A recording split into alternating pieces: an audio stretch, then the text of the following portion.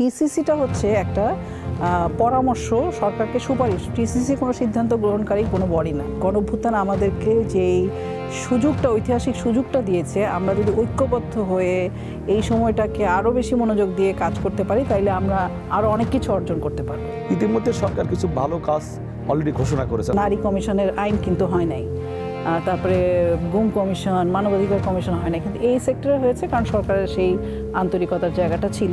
শ্রমিক পক্ষের বিশেষভাবে যতটা আমাদের ঐক্যবদ্ধ হয়ে থাকা, সেইটাও অনেক বেশি আমার মনে হয় জরুরি। দৈনিক ভিত্তিক যারা কাজ করে তাদের মজুরিটা যেন জীবন মান বেঁচে থাকার জন্য যেটা প্রয়োজন সেই পর্যন্ত যাতে পৌঁছতে পারে, এই ব্যাপারে সকল পক্ষ, বিশেষ করে সরকারি পক্ষ থেকে একটা ভালো মনিটরিং হয়, এটা আমরা প্রত্যাশা করি।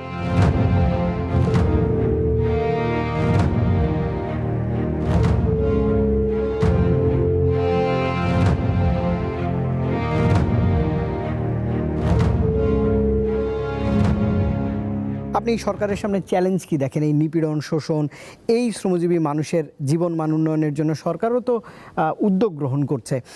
এই সরকারের ফ্রেমওয়ার্ক আপনি বলছিলেন যে 6 মাস, এখনও জাজমেন্টের পর্যায়ে হয়তো আসেনি, কিন্তু প্রত্যাশার জায়গা তো নিশ্চয়ই রয়েছে। চ্যালেঞ্জ মোটা দাগে যদি একদম শেষ করবার আগে যদি বলেন যে কী চ্যালেঞ্জগুলো সম্মুখীন হতে হয় সরকার? জি, আপনার উত্তরের আগে আমি একটু রতন ভাইয়ের কথা সূত্র ধরে একটু বলতে চাই। আমার মনে হয় ইতিহাসের রেকর্ডের জন্য কিছু আলাপ আমাদের আসলে করা উচিত। গণঅভ্যুত্থানের পরে অন্তর্বর্তীকালীন সরকারের সময় কিন্তু কমিশন এবং আইনের যে প্রক্রিয়াটা সেটা শুরু হয়, এবং এটি প্রথমবার, তবে সেটা কিন্তু কোনো দলীয় সরকার ছিল না, প্রথমবার সকল টিসিসিতে আলাপ আলোচনা করে, এবং আমরা লিখিতভাবে, শ্রমিক পক্ষ, মালিক পক্ষ লিখিতভাবে দেওয়া, কথা বলা, শোনা, এইটা আগে কখনো হয়েছে বলে আমার জানা নাই।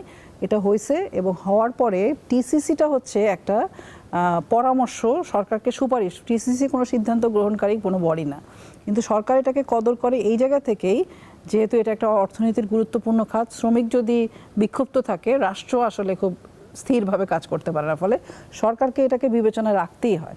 এবং সেই জায়গায় আমাদের যেই মানে প্রথমে 101টা, তারপর 125টা, এরপরে 92টাতে এসে আইন হলো, 92টা 93টা বলতে পারেন। তো এইখানে কিন্তু আমাদের অনেক সুযোগ ছিল। তখন আমি বারবার আলাপ করতাম যে গণঅভ্যুত্থান আমাদেরকে যেই সুযোগটা, ঐতিহাসিক সুযোগটা দিয়েছে, আমরা যদি ঐক্যবদ্ধ হয়ে এই সময়টাকে আরও বেশি মনোযোগ দিয়ে কাজ করতে পারি, তাইলে আমরা আরও অনেক কিছু অর্জন করতে পারবো।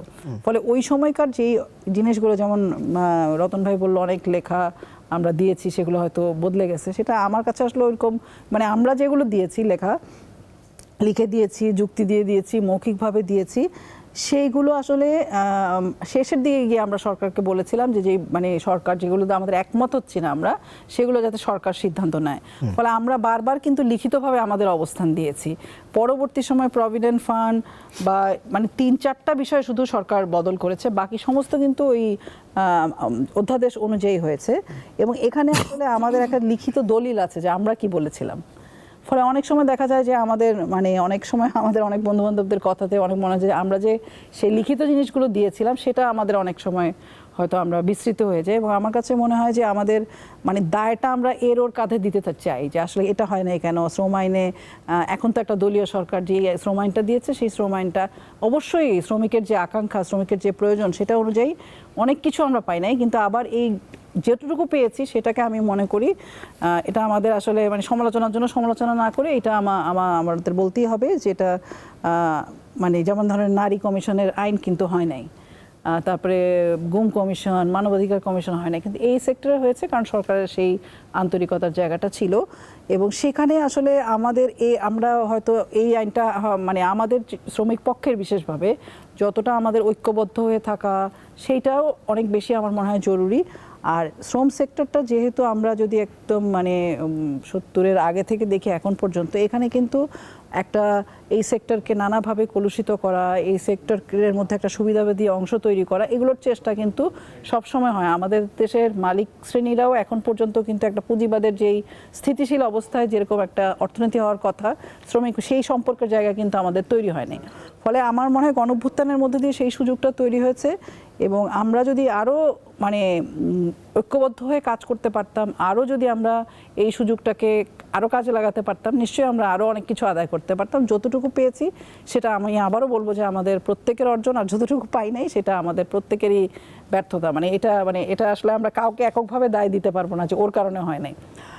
আর আপনি যেটা বলছিলেন সরকারের চ্যালেঞ্জ কি, সরকারের চ্যালেঞ্জের ক্ষেত্রে আমার কাছে যেটা মনে হয় যে বিগত 15 বছর আমরা যেই সংকটগুলো দেখেছি, যেটা মঞ্জু ভাই বলছেন আমি ওনার সাথে একমত, যে গণঅভ্যুত্থানের যে অর্জন, আমরা একটা গণতান্ত্রিক সরকার, নির্বাচন, অনেক কিছুই আমাদের সেখানে, কিন্তু আমরা চাই যে অর্জনটা যাতে কোনোভাবেই মানে নস্যাৎ না হয়ে যায়, এবং আমাদের মধ্যে যত বেশি অনৈক্য থাকবে তত বেশি দেখা যাবে যে উগ্রপন্থী কিংবা যারা ফ্যাসিবাদের মধ্যে দিয়ে শক্তি দিয়ে এখানে পুরো অর্থনীতিকে ধ্বংস করেছে তাদের কিন্তু একটা এখানে আবারও নানাভাবে অন্তর্ঘাত করার সুযোগ হবে। আমাদের জ্বালানির সংকট রয়েছে, আমাদের মুদ্রাস্ফীতি রয়েছে, এবং আমাদের ভাই তো পানির বোর্ডে আছেন, এবং এখানে আমাদের গ্যাসের সংকটও আছে। ফলে এই যে জ্বালানি সংকট এবং আন্তর্জাতিক সংকটের কারণে কিন্তু আমাদের পুরো শিল্প, কৃষি সব কিছুই কিন্তু ভীষণ রকম হুমকির মুখে আছে।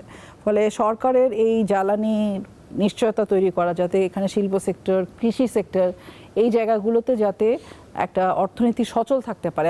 আমাদের নিজেদের কিন্তু যারা মধ্যবিত্ত শ্রমজীবী, কারো বাসায় দেখবেন যে এখন হয়তো গ্যাস থাকতেছে না, নাহলে বিদ্যুৎ থাকতেছে না, সেটা হচ্ছে শিল্পের উপরে যে দারুণ রকম প্রভাব ফেলে। এবং আমাদের দেশের অর্থনীতি অনেকাংশেই পোশাক খাতের উপর নির্ভরশীল, পরিবহনের উপর নির্ভরশীল, অন্যান্য যে গুরুত্বপূর্ণ খাতগুলো রয়েছে। সরকারের একটা বড় চ্যালেঞ্জ হবে জ্বালানি, এবং সরকার জ্বালানির আমরা মানে দেখতে পাচ্ছি বাজেটে বা অন্যান্য পরিকল্পনায় বলছে যে পরিবেশ বান্ধবভাবে মানে রিনিউয়েবল এনার্জি ব্যবহার করা, সেগুলো এখন আমার মনে হয় যে সেই জায়গাগুলো আসলে কিভাবে হবে, এবং আসলে ইন্ডাস্ট্রিও অনেক সময় বন্ধ হয়ে থাকে যদি এটা না পায়, সেইটার ক্ষেত্রে আসলে বিকল্প কি।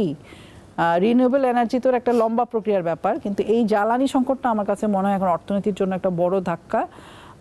এবং বিগত 15 বছর যেভাবে সমস্ত কিছু দলীয়করণ হয়েছে, আমরা যেভাবে মানে ধরেন কোনো জায়গায় আসলে আমরা আমাদের মতগুলো দিতে পারি নাই, কিন্তু আমরা আশা করি যে সেই জায়গাগুলো, যেই জায়গাগুলোকে বিগত সরকারকে ফ্যাসিবাদে রূপান্তরিত করেছে, এই সরকার সেই জায়গা থেকে মানে একটা গণতান্ত্রিক সরকার হিসেবে সকলকে নিয়ে অন্তত ন্যূনতম ঐক্যের ভিত্তিতে যেগুলো বিষয়ে আমাদের একমত হবে সেগুলো নিয়ে যাতে একটা কাজের পরিবেশ থাকে, সেটা মানে সরকারকে সেই জিনিসগুলো মোকাবেলা করতে হবে। এবং গণঅভ্যুত্থানের চাওয়াটাই সেটা আসলে, এইটা একেবারেই মানে যেমন আমরা আসলে দীর্ঘদিন যেভাবে কাজ করেছি, আমাদেরকে মানুষ যেভাবে চেনে, আমরাও সরকারে আমাদের দল গিয়েছে, কিন্তু আমরা মনে করি এই মানে গণঅভ্যুত্থানের মধ্য দিয়ে আপনি দেখেন যদি সংসদের দিকে তাকান, যেভাবে বিরোধী দল কথা বলছে, এই সংসদ তো দেখেন বিরোধী দল মানে অন্যরকম একটা পরিবেশ। তো আমরা আকাঙ্ক্ষা করি শ্রমিকের জীবনেও যেন পরিবর্তনটা আসে, শুধু সংসদে না।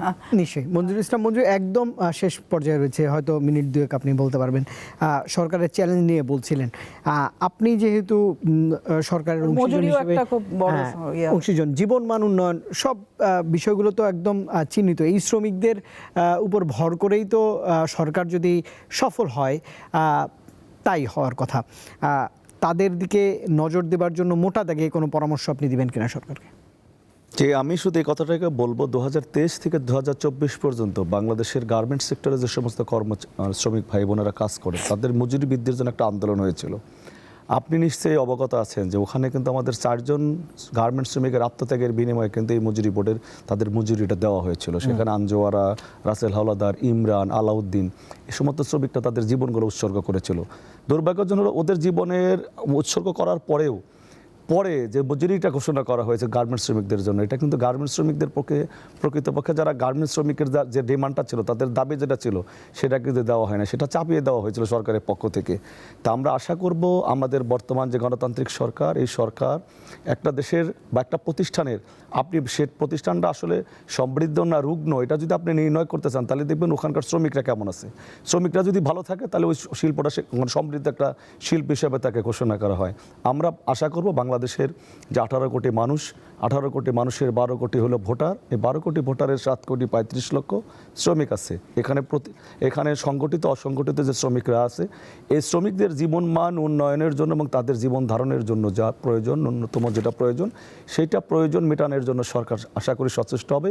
ইতিমধ্যে সরকার কিছু ভালো কাজ অলরেডি ঘোষণা করেছেন। আপনি নিশ্চয়ই জানেন যে বাংলাদেশের প্রায় 1,20,00,000 মতো প্রবাসী শ্রমিক বা মাইগ্রেন্ট শ্রমিক যারা আছে কাজ করতেছেন, তাদেরকে আইডেন্টিফাই করার জন্য, তাদের একটা সুবিধা দেওয়ার জন্য বা তাদের প্রবলেমগুলো চিহ্নিত করে তাদেরকে পরিস্থিতি দেওয়ার জন্য ইতিমধ্যে তাদের একটা প্রবাসী কল্যাণ কার্ড, মানে শ্রমিক কার্ড যেটা, এটা দেওয়ার জন্য কিন্তু ইতিমধ্যে সরকার অলরেডি ঘোষণা করেছেন। এবং এখানে বিদেশে কর্মরত যে সমস্ত মিশনগুলো আছেন, এখানে কিন্তু দেখেন আমরা তো কিছুক্ষণ আগে বলছিলাম কিন্তু যে 80 লক্ষের মতো পরিবহন শ্রমিক আছে, 40 লক্ষের মতো গার্মেন্টস শ্রমিক আছে, বাট এখানে কিন্তু 1,20 লক্ষের মতো শ্রমিক আছে যারা বিদেশে কাজ করে। তাদের সুবিধাটা নিশ্চিত করার জন্য, যাদের ঘামে শ্রমে যে রেমিটেন্সটা আছে, সেই রেমিটেন্সটা দিয়ে কিন্তু আমার এই সরকার চলতেছে, রাষ্ট্র করে দাঁড়াচ্ছে।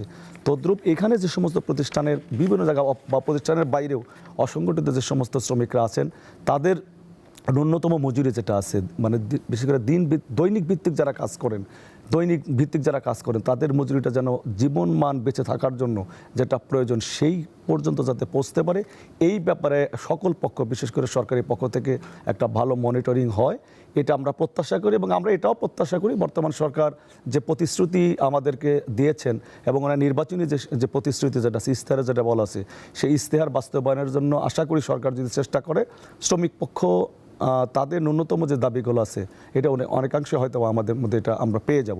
আমরা আশা করতেছি সরকার এটা সক্ষম হবে। আমরা সরকারের সফলতা কামনা করছি এবং পাশাপাশি সরকারকে আমরা শ্রমজীবী মানুষের পক্ষ থেকে শ্রমিক সংগঠনকে আমরা সহযোগিতা করতে প্রস্তুত আছি।